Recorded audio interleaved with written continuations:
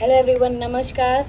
Welcome back to Green Valley School English videos. My name is Nisi.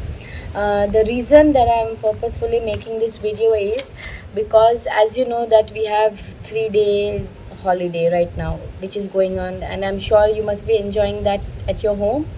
And because we have a weekly test starting from Monday, and English is the first paper that you are going to appear for, and we do not have much time left. And that's why I'm making this video so that we can complete chapter number 4 today. I'm going to read, and you can see the picture over here, whichever page or whatever lines that I'm going to read. I want you all to keep your real English textbook outside.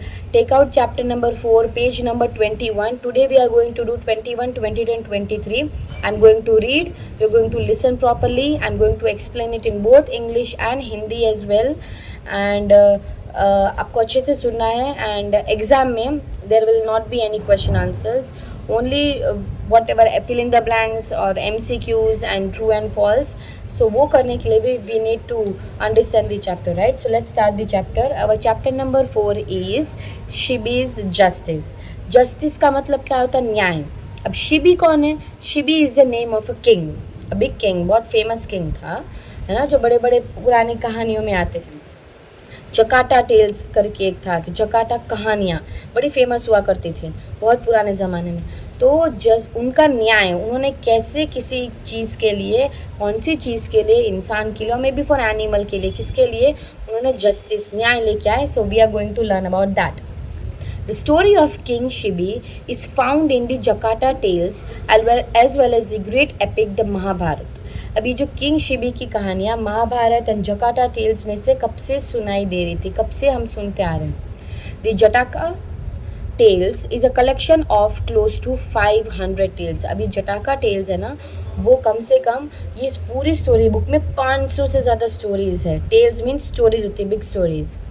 Each story in the collection describes different incidents from the life of Gautam Buddha. और ये जो stories थी ना, ये stories किन के ऊपर based थी? गौतम बुद्ध के ऊपर. अब गौतम बुद्ध के अलग अलग टाइम पर उन्होंने क्या कहा, कहाँ गए थे, उनके अलग अलग लाइफ की कहानियों के बारे में ये स्टोरी थी. In these stories, different characters face some trouble and the Buddha appears in one form or the other to solve their problems. अब इसमें क्या होता है, इसमें ये अलग अलग कहानियाँ थी, अलग अलग कैरेक्टर्स, अलग अलग लोगों के बारे में. और उसमें उन सभी लोगों को कोई ना कोई, there are times when they have different kind of problems, different issues that is going on in the life, और maybe have suddenly popped up. So what does Buddha do? Buddha actually appears in different forms. वो अलग अलग characters में अलग अलग रूप में आते हैं उनकी प्रॉब्लम को सॉल्व करने के लिए. The Buddhist values. अब you have already learned what is Buddhism and Buddhist कहाँ से आए थे and उनका पूरा origin क्या है. तो ये बुद्धिज़्म एक्चुअली किसके ऊपर बेस्ड है? It is based upon peace, ना, शांति के ऊपर, सैक्रिफाइस, बलिदान के ऊपर, and love for all living beings are important lessons in this tales. अब ये सारी स्टोरी में आप देखोगे कि छोटे छोटे जीव जंतु के लिए कितना प्यार है, उन लोगों को शांति से रहना, है ना, किसी से झगड़ा ना करना, इन सब के ऊपर उन्होंने टेल्स की पूरी बेस की है. The Mahabharata portrays Shibi as a righteous and selfless king. अब जो महाभारत में जो ये शिबी किंग नाम का जो आदमी था, ये जो किंग था, राजा था, उनको कैसे दिखाया गया है? He is a very selfless मतलब जो भी उनके पास होता है ना वो सब कुछ दे देते हैं. ओके, इतने सेल्फलेस एंड बड़े राइचियस मतलब ईमानदार, है ना, भगवान का उनको डर है, ऊपर वाले का डर रहता है, वो ऐसे आदमी थे. Let's start the story. King Shibi was famous all over the world and in the heaven for his kindness and good governance. He made sure that every being in his kingdom got justice and lived in peace. अब King Shibi जो this first paragraph is all about compliments कि King Shibi को ना ही सिर्फ अर्थ में but also in heavens he was very famous. Famous for what? Famous for being so great? Famous for having such power? है ना? Famous for being king? No, he was famous because he was very generous, he was very thoughtful. वो बहुत ही अच्छे थे, वो सभी लोगों के साथ अच्छे से रहना जानते थे. उनका गवर्नेंस मतलब वो जैसे नीति करते, चाल चलते थे, वो जैसे अपने लोगों के साथ बर्ताव करते थे, everything was very perfect, very neutral. सबके साथ ईमानदारी से रहना, प्यार बांटना, बहुत अच्छे इंसान थे, very helpful. One day, Shibi saw in the garden a wounded pigeon flapping its wing in a desperate effort to fly.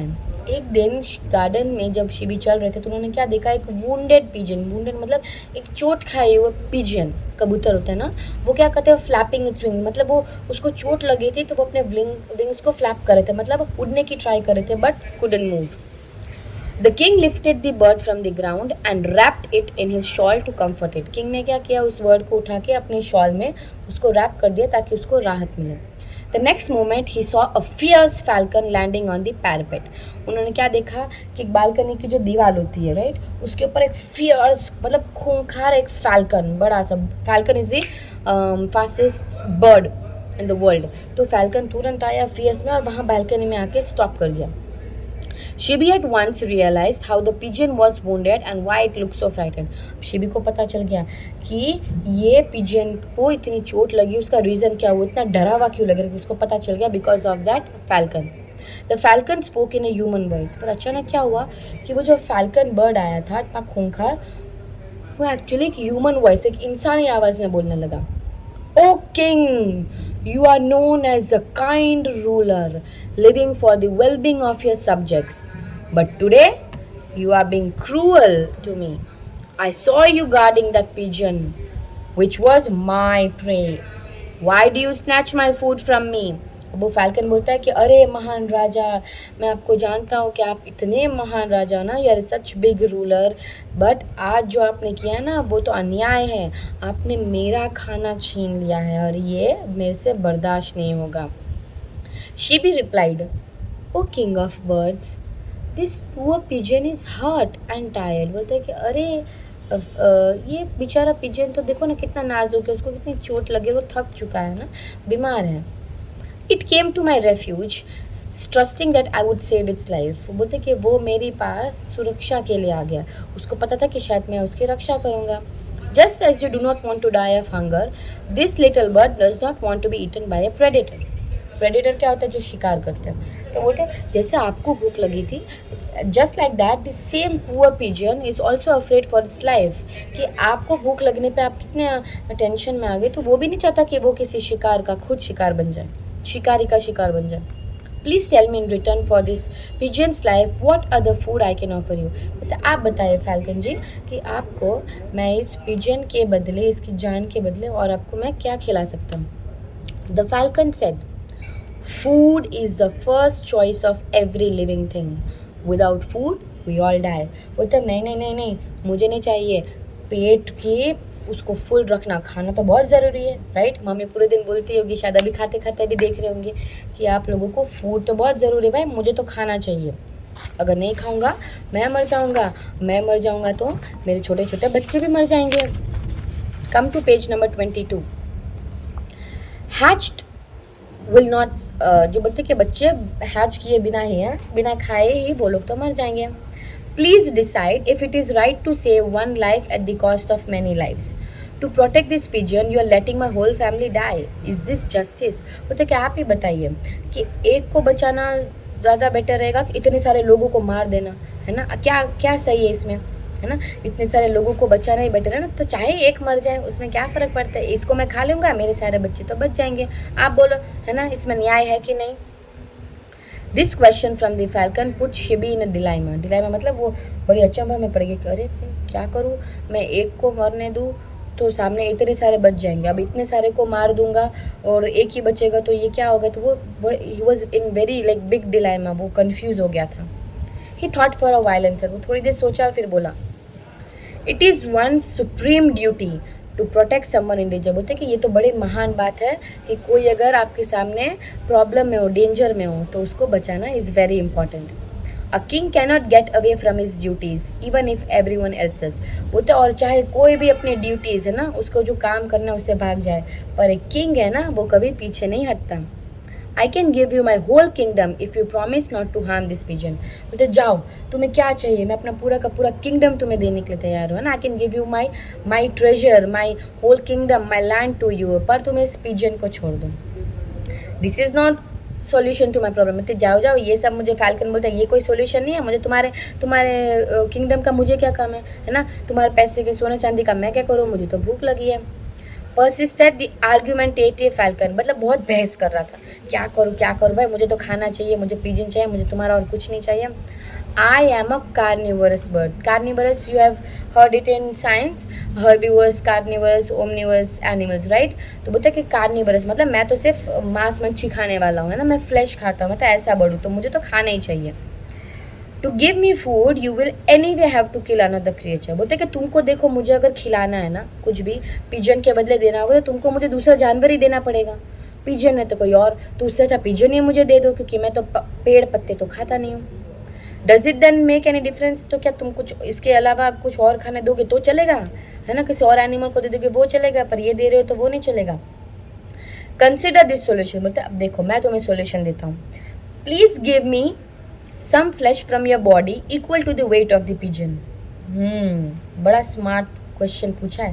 Falcon ने बोला ठीक है, तुम सॉल्यूशन देना चाहते हो ना, एक काम करो, तुम अपनी बॉडी के जो ये मांस होते हैं ना, फ्लैश जो होती है, उसको काट के थोड़ा टुकड़ा दे दो. जितना ये पिजन का वजन है उतना वजन का मुझे तुम्हारी बॉडी में से काट के मुझे दे दो तो मैं मान जाऊंगा. How well this falcon argues, thought Shibi.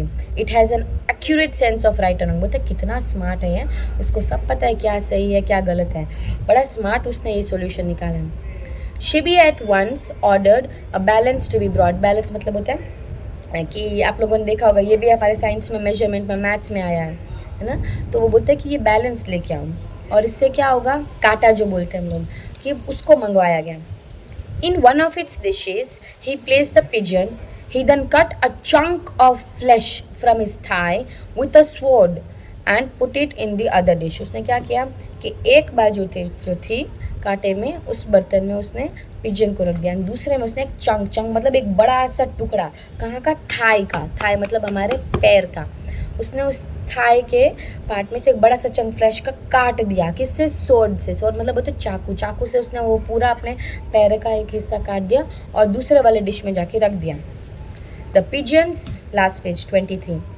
The pigeons dish hung low, पर फिर भी वो इतना, उसका बॉडी का वो जो फ्लैश था वो इतना भारी नहीं था. पिजन अभी भी और भारी था. Shibi now cut a larger chunk of flash and placed in the dish. Shibi ने और अपने पैर काटे और उसको उस डिश में रख दिया. The pigeon still outweigh the flesh. Outweigh मतलब वो और फिर भी उतना कम पड़ा, वो पिजन और भी उसके ऊपर भारी पड़ रहा था. Shibi kept carving his body until there was barely any flesh left around his bones. तो शिबी ने तब तक अपनी चमड़ी को काटता गया जब तक उसके हड्डी तक ना पहुंच गया. इतना उसने अपने बॉडी को काट के वो प्लेट में रख दिया. The balance was still heavier on the pigeon side. पर फिर भी इतना करने के बाद भी तो पिजन का प्लेट था, it was still very heavy. Finally Shibi himself mounted the dish hoping to equal the weight of the bird. अब उसने क्या किया, शिबी ने कहा कि छोड़ो मुझे काटना नहीं, वो खुद चढ़ गया उस डिश के ऊपर कि चलो अगर वो मेरे को ही पूरा खा जाएगा तो चलेगा, मे भी शायद मैं पिजन से भारी हो जाऊँ. Suddenly, divine music filled the air and the heavens showered flowers onto me. अचानक इतनी मधुर, इतनी ब्यूटीफुल सॉन्ग्स, लाइक भक्ति वाले सॉन्ग सुनाई दे रहे थे. नो आसमान से, है ना, स्वर्ग में से फ्लावर्स गिरने लगे और इतनी खूबसूरत आवाज़ सुनाई देने लगी. The falcon and the pigeon disappeared and in their places stood Indra, the king of gods, and Agni, the god of fire.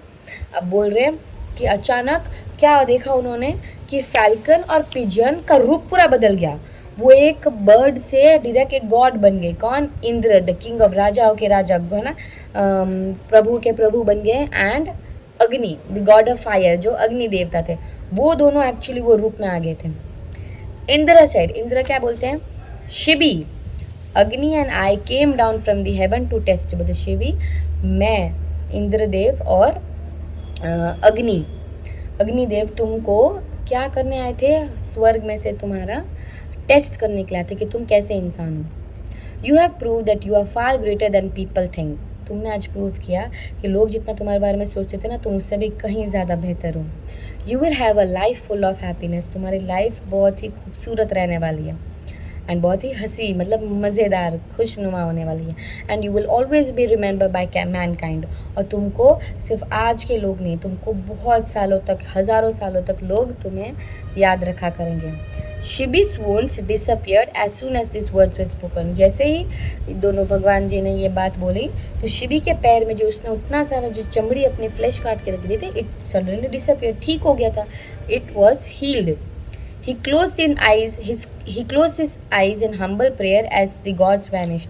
जैसे ही वो gods vanish मतलब गायब हो गए थे, वापस स्वर्ग चले गए थे, उसने बड़ी नम्रता से शिबी ने उनके सामने हाथ जोड़ के अपने आईज क्लोज करके उनको प्रणाम किया एंड वो चले गए. So what have we learn from this story? That it does not matter कि आप कोई भी इतने बड़े लेवल पे हो, आपके सामने कोई भी खूंखार कोई सामने खड़ा हो जो आपको डराता हो, but if you think what is right is actually right, you should always support it. है ना, कि तुम्हें लगता है कि कोई चीज़ सही है और वो एक्चुअल में सही है तो फिर वो आपको हमेशा करनी चाहिए, हमेशा दूसरों की हेल्प करनी चाहिए. And this is where our story is complete. Tomorrow we are going to do exercise B1 and B2. Today's homework is you are going to write new words and glossary in your classwork notebook, and you have to learn the new words also because I'm going to ask them as dictations for your weekly test. So make sure you start learning that, and other than that everything is fine. I hope you like this short quick explanation. We'll revise it tomorrow as well, and I'll meet you in tomorrow's video. Okay, take care, bye.